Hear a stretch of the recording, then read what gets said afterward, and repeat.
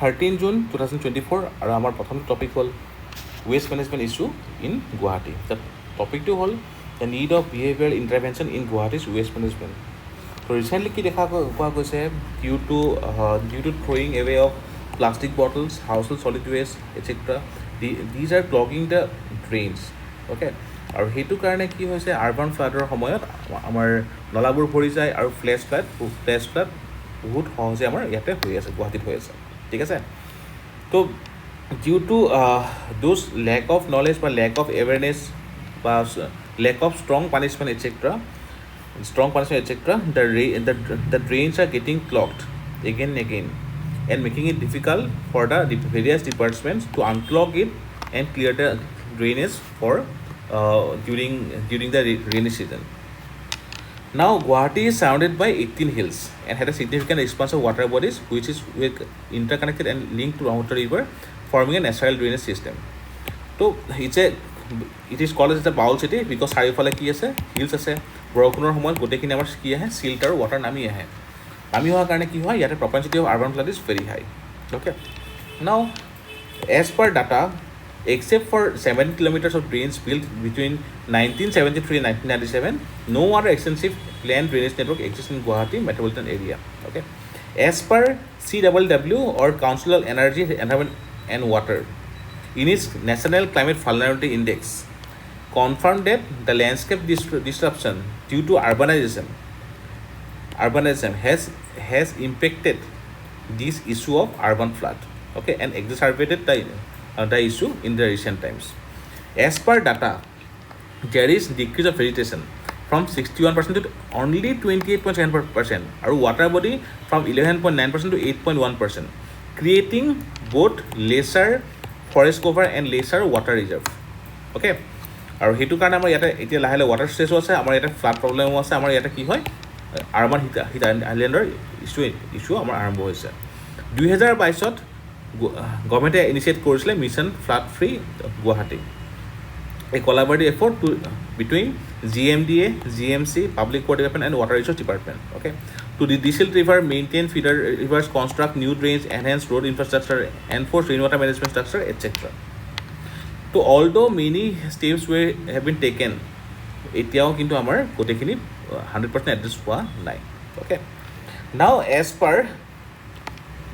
per Guwahati metropolitan area 2025 comprehensive master plan, তাতে আমাৰ যিখিনি ৱেটলেণ্ড আছে সেইখিনি প্ৰটেকশ্যন, লিংকেজ এটচেট্ৰা ওপৰত ৱৰ্ক কৰা হৈছে। আৰু যদি আমি মেপখন চাওঁ, Deepor Beel, Silsako Beel, Rangagarh lake etcetera are the wetlands. Okay, ইয়াত কোৱা হৈছে we need climate proofing Guwahati's drains. মানে কি হয়, it is a way of sustainable drainage system. The focus is on controlled release of surface waters into the drains by managing rainfall close to its source, promoting infiltration and facilitating storage.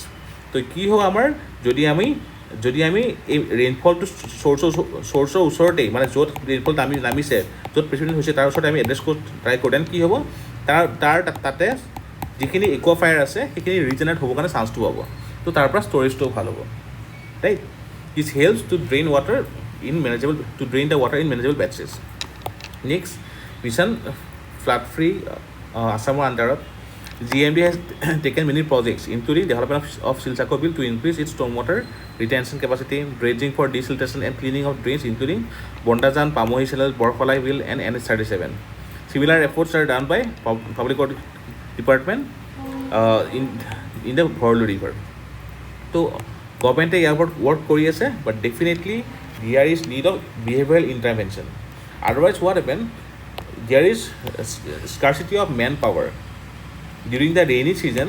ইমান কম সময়ত ইমানখিনি বৰষুণ হয়, due to scarcity there is less manpower. তো সেইটো কাৰণে this extra load creates difficulty in clearing the ড্ৰেইনছ।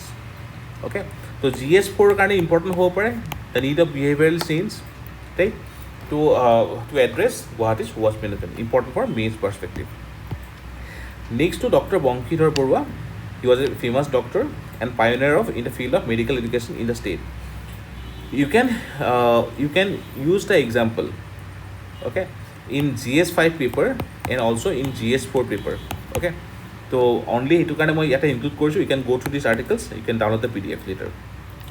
Next mercy plea তো এজন কনভিক্ট যেতিয়া হয় যেতিয়া কোৰ্টৰ জাজমেণ্ট আহে কনভিক্টেড বুলি তাৰপিছত আমাৰ কি কি ব্যৱস্থা থাকে এটা হ'ল আমাৰ review petition in the Supreme Court under article 137 নেক্সটটো হ'ল curative petition it is a last judicial resort available for redressal of grievance in the court আৰু কিউৰেটিভ পেটিশ্যন আমাৰ চ'ৰ্চটো ক'ত পাওঁ from the 2002 judgement of Rupa Ashok Hurra versus Ashok Hurra judgement আৰু last ষ্টেজটো আমাৰ কি হয় the mercy petition under article 72 as per constitutional framework mercy petition of the president is the last constitutional resort to convict can take when he is sentenced to by court of law okay তো প্ৰেচিডেণ্টৰ পাৰ্ডনিং power important হয় now pardoning power article 72 under there are different items okay বা terms এটা হ'ল pardon মানে কি হ'ল remove sentence and conviction নেক্সটটো হ'ল commutation it means substitution of one for punishment with lighter one নেক্সটটো হ'ল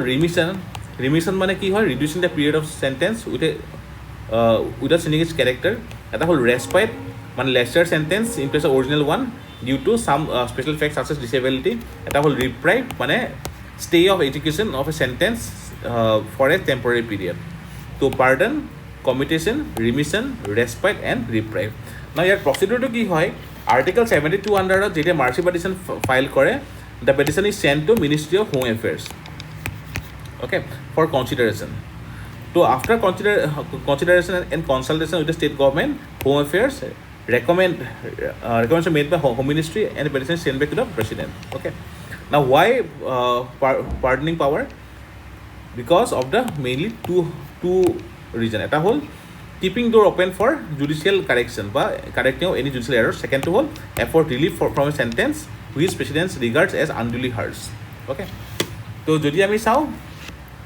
জাজমেণ্ট ইয়াতে আমাৰ আছে এটা হ'ল ইপুৰ সুধাকৰ judgement 2006 which rule out any case of arbitrariness or executive malafide president or governor president and governor's pardoning power can be challenged in the court এটা আছে মাৰুৰাম judgement of 1980 okay তো তাত কৈছিলে article 70 is to be exercised on the advice of central government only and not by the president on his own discretion so ipur sudhakar judgment and maruram judgment are important in this aspect so this is all about march petition very important for prelims and mains okay so examples of civil society jeneke 2020 question asile how civil society work for human rights etc so you can give examples of 𝐅𝐸 is an NGO who is working for alternative sustainable livelihood initiatives aimed at enhancing local women's skill in homemade tea processing similarly the civil society women's safety accelerator fund is a program to contribute to safe and empowering workplace recently Women's Safety Accelerator Fund and Assam State Livelihood Missions have formalized their commitment to a transformative partnership, okay, to accelerate the scale of global women's safety framework, okay. So important for mains example হিসাবে আপোনালোকে use কৰিব পাৰিব next Kulsi River issue now what happened recently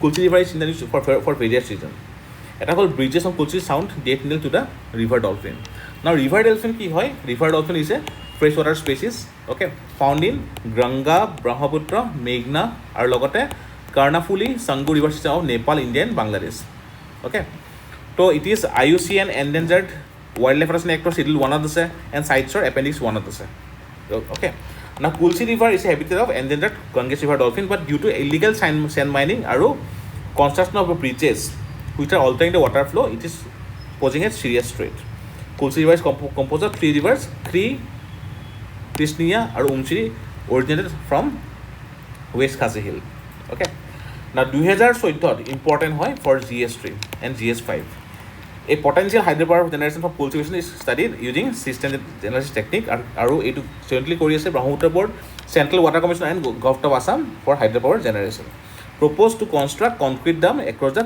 river Kulsi and proposed site of the for a dam is about 1.5 km downstream of 𝐂𝐬𝐬 village in Assam so Kulsi river is important for prelims river dolphin status important are these things hydropower etc important for GS3 and GS5 perspective the next topic is food inflation see food inflation accelerates in urban India now what happened there is a food price index ki hoy it's a measurement tool used to track and monitor changes in the prices of basket of food items now can I calculate kora hoy using weight averages of the prices of various food items often categorized into groups such as grains, dairy, meat, fruits, vegetables, etc.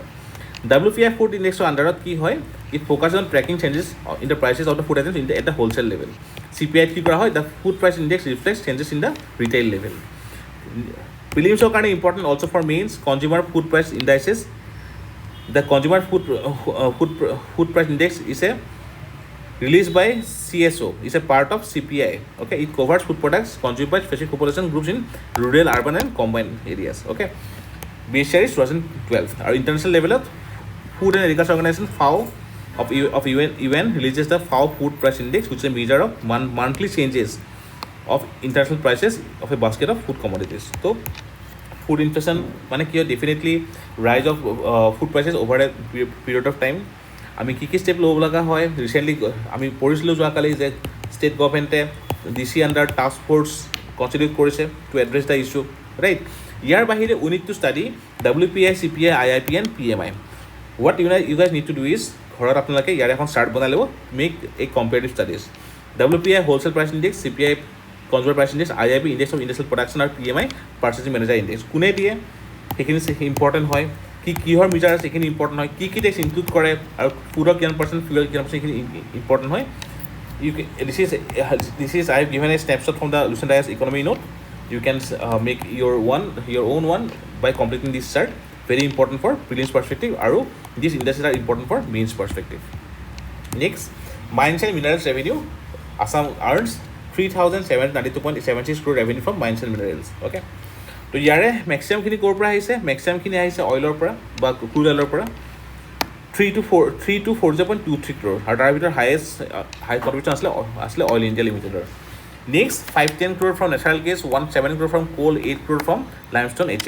Okay, so as per Union Ministry Assam contributes 14% of the crude oil production and 10% of the natural gas production in the country.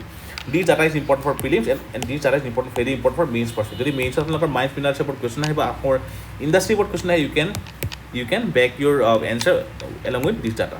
Okay, nitrous oxide emission very important. Prelims to ইয়াৰ ওপৰত question আহিছিলে right. So recently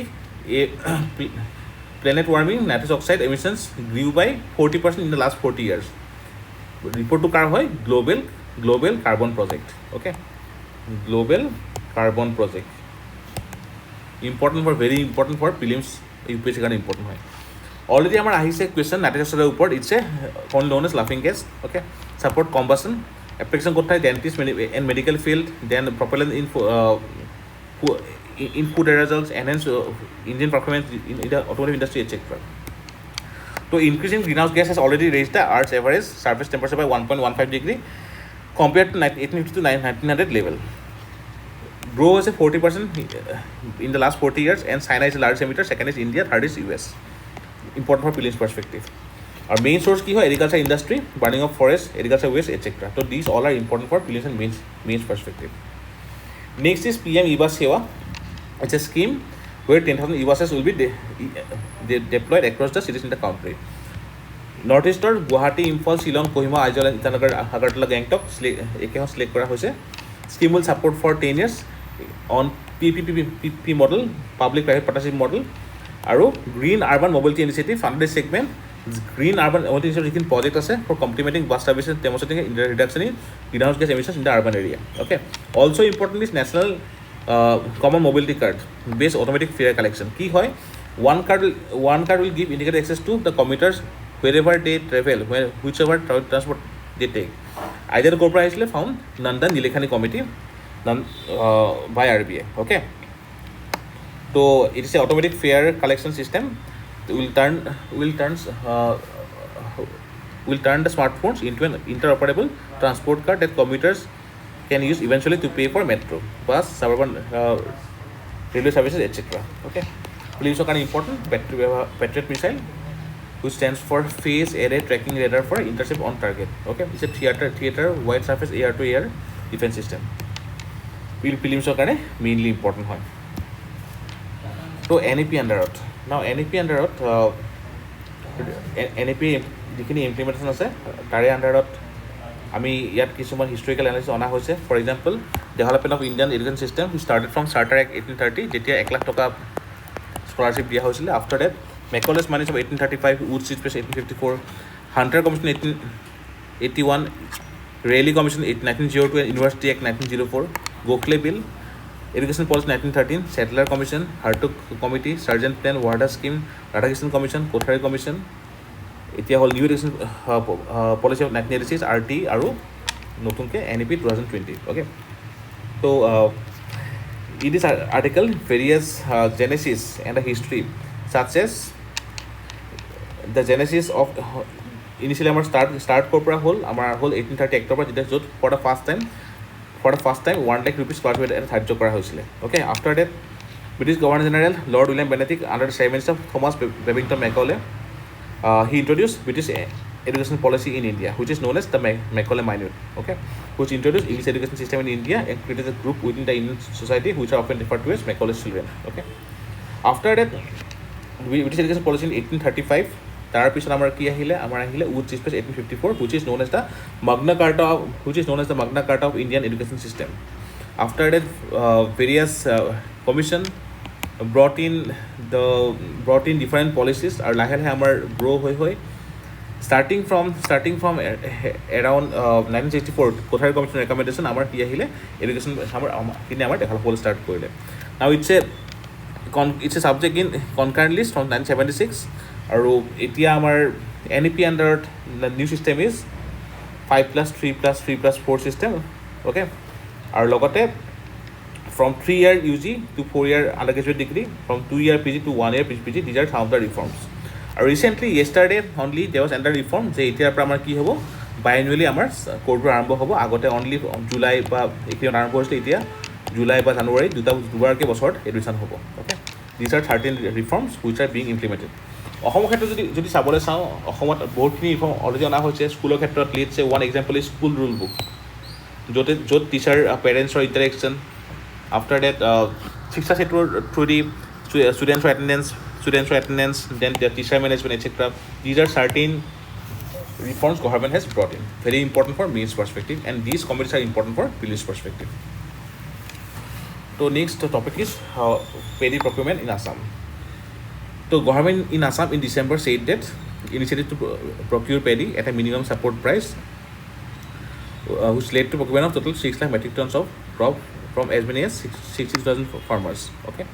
This led to transfer of aggregate amount of 12,000 crores into the accounts of farmers and agriculture of Assam, okay. Assam government also decided to create corporate social responsibility authority of Assam. It was in news in the month of December, okay. Now the state has total 67,960 certified farmers who have registered to sell paddy, but till now only 29,000 plus is registered, okay. State has 170 paddy procurement center. The MSP was fixed at 2183 per quintal compared to 2040 in 2022-23, but due to various reasons such as one of the 4 paddy procuring agencies, the poor procurement of paddy decision is due to late issuance of the notification of the paddy procurement. This led to the start of paddy procurement in the mid-January instead of the 1st December last year 2023. MSP কি হয়, it is guaranteed amount paid to the farmers when the government buys their provided produce. It is based on recommendations of Commission for Agricultural Cost and Prices CACP, which considers various factors such as cost of production, demand and supply, market trends, intercrop price parity, etc. Now this is the last topic, heat waves as disaster. আমি already heat waves ওপৰত ভালেখিনি discuss কৰিলোঁ, heat index ওপৰত discuss কৰিছিলোঁ in the previous sessions, okay. Now what is a notified disaster? So in India, Disaster Management Act 2005 includes 12 categories of notified disaster, which are cyclone, drought, earthquake, fire, flood, tsunami, hailstorm, landslide, avalanche, cloudburst, space attack, frost and cold waves, okay. These notified disasters are eligible for relief assistance under SGRF or NDRF, okay. But heat wave is not currently included under these notified disasters, okay. Now why heat wave is not a notified disaster? First thing, Finance Commission's reluctance.